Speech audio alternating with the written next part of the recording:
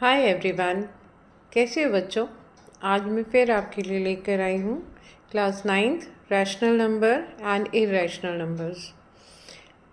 बहुत दिनों के बाद आज मैंने फिर से वीडियो बनाई है आपके लिए, क्योंकि काफ़ी लंबा ब्रेक आ गया था।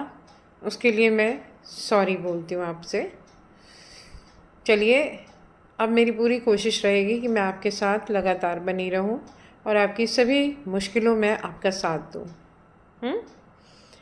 तो बात करते हैं chapter first, class 9th rational and irrational numbers. सबसे पहले हमें ये समझना होगा कि हमारा नंबर सिस्टम दो पार्ट्स में बटा हुआ है। एक होता है इमेजिनरी नंबर्स, दूसरा होता है रियल नंबर्स। दो तरह के नंबर्स में डिवाइड है। एग्जाम्पल के तौर पर हमारा जो इमेजिनरी पोर्शन है, इमेजिनरी नंबर्स हैं, वो रूट में नेगेटिव नंबर्स जैसे ऐसा कुछ -4 रूट में root -4, these are imaginary numbers. इनको हम इमेजिनरी नंबर्स कहते हैं। और अगर हम यही पॉजिटिव नंबर्स लेते हैं जो कि रूट में हम सॉल्व भी करते हैं, √x, √4 आर रियल नंबर्स। ये रियल नंबर्स होते हैं और इस टाइप के नंबर्स जो होते हैं हमारे इमेजिनरी नंबर्स होते हैं। लेकिन फ़िलहाल हमें अभी इन नंबर्स से मतलब नहीं है, क्योंकि हमें इमेजिनरी नंबर्स नहीं पढ़ने हैं, हमें पढ़ना है रियल नंबर्स के बारे में। तो चलिए, रियल नंबर्स भी हमारे दो हिस्सों में बटे हुए हैं। एक होता है रैशनल नंबर्स, दूसरा होता है इरेशनल नंबर। रैशनल नंबर में हमारा जो हमने छुटपन से पढ़ते चले आ रहे हैं, counting numbers, whole numbers, negative numbers, integers कह सकते हैं इसको, नेगेटिव नंबर नहीं, a set of negative and positive number along with zero is called integers. तो इंटीजर्स बोला जा सकता है इसको। इंटीजर्स, फ्रैक्शन, डेसिमल, ये सब हमारे रैशनल नंबर्स में आते हैं। और जो इरेशनल नंबर होते हैं वो आते हैं जैसे √5, 3, √2, -√8। ये सब हमारे इरेशनल नंबर्स के एग्जाम्पल हैं। यहाँ मैंने -8, 0, 3/5 ये नंबर्स लिए हैं रैशनल नंबर के फॉर्म में। तो जो रैशनल नंबर होता है हमारा, क्योंकि हर होल नंबर के नीचे 1 होता है, जैसे कि 8 यहाँ पर मैंने लिया है, ये अंडरस्टूड है, इसको हम 8/1 भी पढ़ सकते हैं। इसके नीचे 1 डिनोमिनेटर के फॉर्म में है। इसको लिखें या ना लिखें उससे कोई फ़र्क नहीं पड़ता। तो 8/1 भी 8/1 फ्रैक्शन होता है, 3/5 फ्रैक्शन है। तो ये हमारे सभी रैशनल नंबर्स कहलाते हैं। अब रैशनल नंबर का इसको डेफिनेशन देख लेते हैं हम। Rational numbers are number which can be expressed as a/b, where a and b both are integers and b is not 0. b is not equal to 0 is called a rational number. ऐसा number जिसे हम a/b के form में या p/q के form में, कहने का मतलब फ्रैक्शन फॉर्म में लिख सकते हैं, वो रैशनल नंबर होता है। इसमें a और b दोनों ही इंटीजर्स होते हैं, लेकिन b कभी भी 0 नहीं होता। b is not equal to 0, यानी कहने का मतलब डिनोमिनेटर कभी 0 नहीं होता है। ऐसे नंबर को हम रैशनल नंबर बोलते हैं।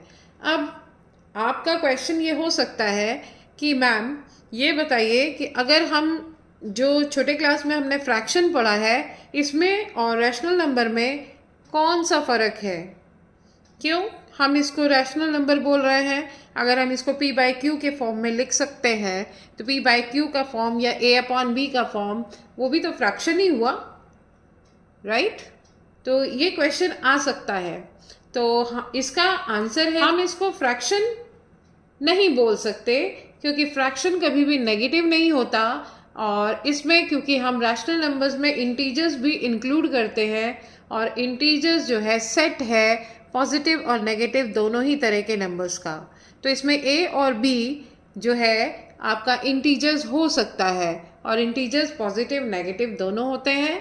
इसलिए रैशनल नंबर को हम कह सकते हैं वो नेगेटिव भी हो सकता है, लेकिन फ्रैक्शन नेगेटिव नहीं होता। यही एक बेसिक डिफरेंस है फ्रैक्शन और रैशनल नंबर्स के बीच में, right? Every integers and every decimal number is a rational number. मैंने जैसे कि आपको बताया कि इसमें रैशनल नंबर में सभी integers, counting numbers, whole numbers और डेसिमल नंबर, फ्रैक्शन सब कुछ ले लेते हैं हम, सब कुछ इंक्लूड होता है। इसलिए इंटीजर्स और डेसिमल नंबर्स को भी रैशनल नंबर बोला जाता है। जैसे कि मैंने बताया हर एक नंबर के नीचे 1 होता है डिनोमिनेटर की तरह, तो उसको हम फ्रैक्शन फॉर्म में लिख सकते हैं। फ्रैक्शन मेरे मुंह से बार बार निकल रहा है, लेकिन होता क्या है कि फ्रैक्शन और रैशनल नंबर के बीच का डिफरेंस मैंने आपको बता दिया है कि फ्रैक्शन कभी भी नेगेटिव नहीं होता और रैशनल नंबर नेगेटिव हो सकता है क्योंकि उसमें इंटीजर्स भी होते हैं। आगे चलते हैं। Corresponding to every rational number a upon b, it's negative rational number is -a upon b। जो a अपॉन b का नेगेटिव होगा या यूँ कहें कि ऑपोजिट नंबर होगा वो -a अपॉन b हो सकता है। जैसे कि एग्जाम्पल के तौर पे मैंने लिया है -4/5 is equal to 4 upon -5 is equal to -4 upon 5। आप देख सकते हैं यहाँ मैंने न्यूमरेटर के साथ माइनस लगाया है, इसके सामने जो दूसरा फ्रैक्शन लिखा है नंबर सेम है लेकिन 4 यहाँ नेगेटिव नहीं है, 5 नेगेटिव है, यानी 4 अपॉन -5। और ठीक इसके सामने एक और फ्रैक्शन लिखा है 4/5 जिसके फ्रैक्शन के सामने, पूरे फ्रैक्शन के सामने माइनस लगा हुआ है और ये तीनों फ्रैक्शन इक्वल हैं, बराबर हैं, सेम है। ओके, आगे बढ़ते हैं। फ्रैक्शंस, जो भी फ्रैक्शन होते हैं अगर वो सेम साइन के साथ लिखे गए हैं, जैसे कि यहाँ 5/7 लिया है और -5/-7 लिया है, ये दोनों ही फ्रैक्शंस पॉजिटिव रैशनल नंबर्स हैं। दोनों ही फ्रैक्शन पॉजिटिव नंबर्स हैं क्योंकि यहाँ माइनस से माइनस आप कैंसिल कर सकते हैं। क्लियर? 5/7 और -5 अपॉन -7 दोनों ही रैशनल नंबर्स आपके पॉजिटिव रैशनल नंबर्स हैं। उसी तरह से अगर फ्रैक्शन ऑपोजिट साइन के साथ लिखा गया है, यानी न्यूमरेटर डिनोमिनेटर दोनों ही ऑपोजिट साइन के साथ हैं, तो वो नेगेटिव रैशनल नंबर्स होते हैं। जैसे कि -4 अपॉन 5 या 4 अपॉन -5, ये दोनों ही आपके रैशनल नंबर्स जो हैं वो नेगेटिव हैं, नेगेटिव रैशनल नंबर्स हैं। अगर हम rational numbers with same sign लेते हैं तो वो पॉजिटिव रैशनल नंबर होता है, और rational number with opposite sign अगर लिया जाता है तो वो नेगेटिव रैशनल नंबर होता है। यहाँ पर न्यूमरेटर और डिनोमिनेटर की बात की जा रही है। अगर सेम साइन के साथ है तो पॉजिटिव रैशनल नंबर है और ऑपोजिट साइन के साथ में है तो नेगेटिव रैशनल नंबर है। अब इनकी प्रॉपर्टीज़ के बारे में बात करते हैं। अगर हम दो रैशनल नंबर्स को प्लस करें, अगर हम दो रैशनल नंबर्स को, दो या दो से ज़्यादा रैशनल नंबर्स को प्लस करते हैं तो वो हमेशा रैशनल नंबर ही देता है, या यूँ कहिए उन दोनों को ऐड करने पर हमें रैशनल नंबर ही मिलता है। और अगर हम दो अलग अलग रैशनल नंबर्स का डिफरेंस फाइंड करें तो भी हमेशा रैशनल नंबर ही मिलता है। उसी तरह से प्रोडक्ट अगर हम दो रैशनल नंबर्स के निकालें, दो या दो से ज़्यादा रैशनल नंबर्स के प्रोडक्ट निकालें तो वो भी हमेशा रैशनल नंबर ही होता है।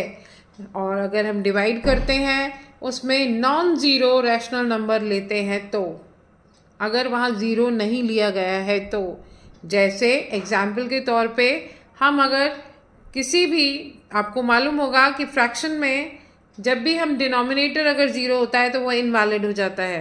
ऊपर वाला नंबर न्यूमरेटर जो है हमारा ज़ीरो हो सकता है, और अगर हम किसी भी नंबर को, इसलिए हम किसी भी नंबर को ज़ीरो से डिवाइड नहीं कर सकते, राइट? तो अगर वो नॉन ज़ीरो नंबर है, the division of a rational number by a non zero rational number, अगर नॉन ज़ीरो रैशनल नंबर से किया जा रहा है तो हमेशा रैशनल नंबर ही आएगा। ओके, तो आज हमने बात करी रैशनल नंबर्स के कुछ प्रॉपर्टीज़ के बारे में। आपको एक छोटा सा इंट्रोडक्शन दिया मैंने रैशनल नंबर्स का। आगे हम सीखेंगे, मेरी अगली वीडियो में हम लोग सीखेंगे decimal representation of rational numbers, जैसे कि terminating and non terminating form में या रेकरिंग फॉर्म में डेसिमल्स में कैसे हम अपने रैशनल नंबर्स शो करते हैं। और इसके अलावा representation of rational number on number line वो भी सीखेंगे। तो बने रहिएगा आगे भी मेरे साथ। मेरी अगली वीडियो में बहुत कुछ सीखेंगे, हम लोग मिल कर के आगे बढ़ेंगे। तो बच्चों आज के लिए बस इतना ही। बाय।